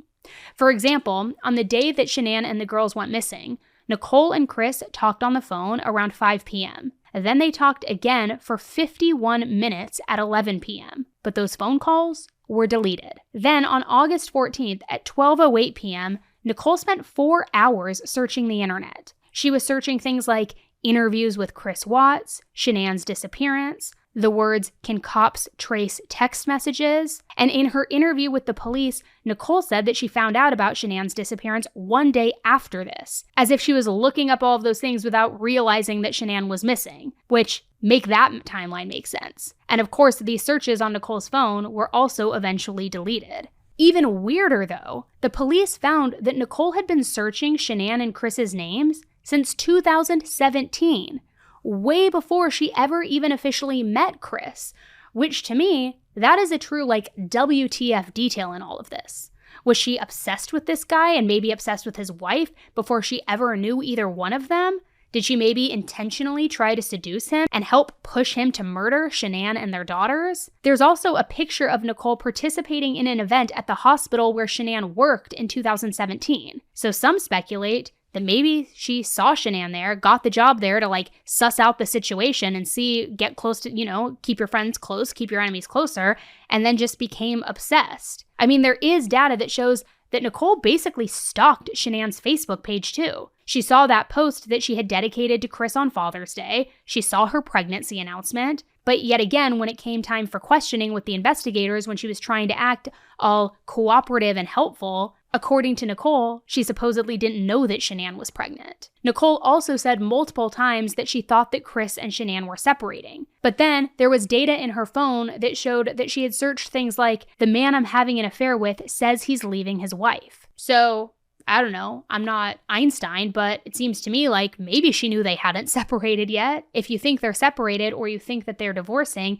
you're not going to say, "Man I'm having an affair with says he's leaving his wife," are you? I don't know. That's just my opinion. Seems like a weird search. So when Nichol was interviewed by the police, they brought all of this up to her, and she seemed to get really frustrated when they did. She said that she couldn't give any details about the things that had happened such a long time ago. And she also said that she and Chris only went out a couple of times. But of course, the police found GPS data that proved the complete opposite of that. And on the day after Shanann went missing, before her body was even recovered, Nichol told Chris to pawn Shanann's wedding ring because it had been left behind. They found it in the house. Again, I don't care if you're a mistress. I don't care if you were lied to by him. I don't care what the situation is. If a man's wife and daughters are missing and actively missing and they're searching for them and you tell him you should pawn her wedding ring that you just found, you are a horrible human being. Point blank, period. But what's even more sketchy is that Nichol had absolutely no alibi for when these murders happened. On August 13th at 6 a.m., her phone even pinged near Chris's house, and a neighbor reported seeing a truck just like Nichol's outside of the Watts home that morning. But the issue with that is Nichol lived 25 minutes away, and it wasn't normal for her phone to ping at this location like it was just some glitch or some tech issue. Because just the night before, when she wasn't home, she was FaceTiming with Chris, and her phone pinged off a completely different tower. Also, like I told you, I did a deep dive into this. I pulled all of the cell phone records, all of the phone pings, everything. Every time that she admitted to the police that she was at Chris's house while Shanann was in North Carolina, those dates, I looked at all of her phone pings and her records, they all pinged off of the tower near his house, which would coincide with her being at his house, right? Other than that, they never pinged at that location if she was not at his house, if she did not admit to being at his house. So now the fact that it just magically, after months, pings at his house, but she says she wasn't there, how does that happen? I don't work for Verizon, but I'm going to call bullshit on that. Nichol didn't make any phone calls that day either until 2 p.m. And that was very, very abnormal for her. Her cell phone history showed that she usually made a single phone call every single hour while she was awake. So for her to go so long without calling anybody that day was very out of the norm for her. And on top of that, Nichol didn't clock into work until 3 p.m. that day. That was way after she usually was supposed to start work. And what she did when she got to work was really weird and sketchy. She clocked in, and then she made a couple of phone calls to her, quote, spiritual leader, whatever that means, and then she immediately left right afterward. It was almost as though she was trying to create some sort of alibi, going to work, quickly clocking in, making a few phone calls, clocking out, leaving. It just was very bizarre. And like I said, she talked to Chris a few times that day, but the weirdest phone calls happened between 1 and 2 a.m. on August 14th. At 1:12 a.m., they talked for 3 minutes. At 1:51 a.m., they talked for 8 minutes. Then at 1:58 a.m., a detective tried calling Chris.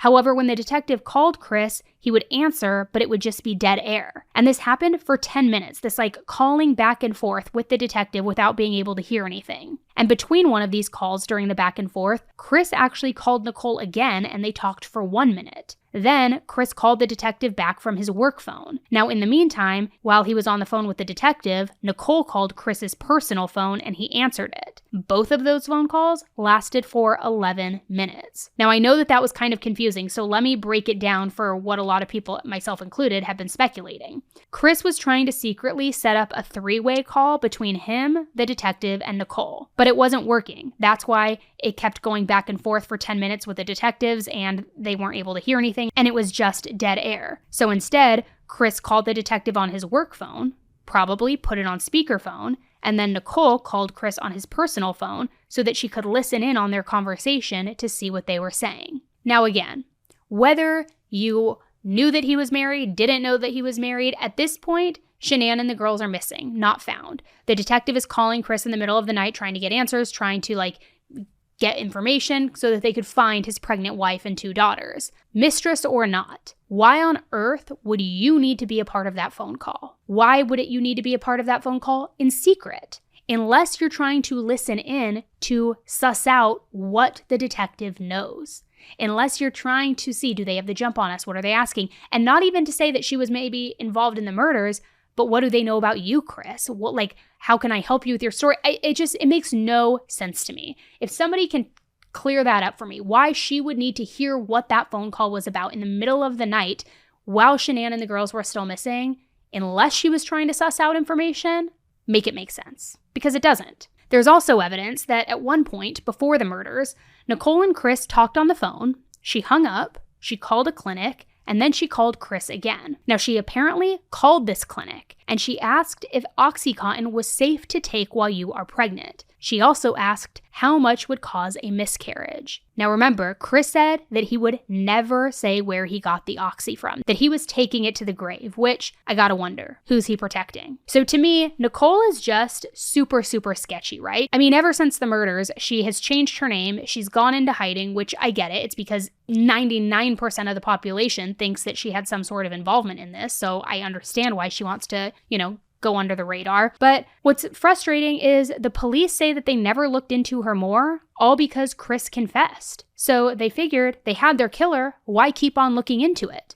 I'll tell you why, because this woman is diabolical, in my opinion, allegedly. And honestly, guys, this only scratches the surface of the suspicious things about Nichol. Like I said, I really recommend you go listen to that episode that we already released about her, because that's where we really are playing the interrogation footage, we're playing her interviews, we're going through the screenshots of the phone records, and you can either go listen to that.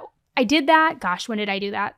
2022? Maybe it was 2021. So if you want a fresh Nichol deep dive, definitely let me know in the comment section and we can do a very fresh deep dive. I did that when I first started covering true crime, so I bet you I could dig even a little bit deeper now because I'm better at digging. So if you want a fresh deep dive, let me know. Otherwise, you can go listen to that one. Now, in another detail that I just got to point out that has always irked me is Shanann got pregnant while he was having this affair, right? And they found out it was a baby boy. This was in the summer while he was actively in this affair with Nichol. And when they found out that it was a boy, they decided on the name Nico. Nico. Nichol spells her name Nichol. Now, I get it's not the exact same, but Nico and Nichol are way too close to comfort for me. So why he wanted to name his son a shorter version of his mistress's name has always really bothered me. Really, really bothered me. Now, since Chris murdered Shanann, Bella, Cece, and Nico, this case has taken the media by storm. That's why in the beginning of this episode, I had said I wasn't ever planning on even talking about this, but so many of you requested a deep dive on Chris and the situation that here I am. It's one that I feel like for some reason or another, people are so invested in and fascinated with, even though it's case closed. And my opinion on that and why that is because the public doesn't believe it's case closed. They still believe that somebody else had a hand in this and should be held accountable. Namely, Nichol. but I'm curious to know what you guys think. But if I'm being honest, I could do without ever hearing about Chris Watts again. I mean, he is truly a disgusting, diabolical, just gross human being, and I hope his ass rots in prison. Rot. And I hope that these girls who are sending him this like fan mail and fangirling over him get their heads screwed on right. Like, this guy is a diabolical quadruple murderer. I don't care what the reason was. I don't care if it was a blind rage. Get a grip. Get a grip. There are plenty of fish in the sea. All right, guys, that's my rant for today. So let me know in the comments if you want the fresh Nichol deep dive or if the other one will suffice. Thanks for tuning in with me. I know it was an extra long one today, but you guys asked for it, so here I am, podcaster of the people. Thank you guys for tuning in. Let me know on Spotify in the comment section or in the review section here on Apple what you guys want to hear more about, what cases you want to hear about, what older cases maybe you want me to revisit and do a deep dive into. Let me know. Thank you guys so much for tuning in, and until the next one, stay safe, be nice, don't kill people, don't join a cult, and just watch your back. All right, guys, thanks.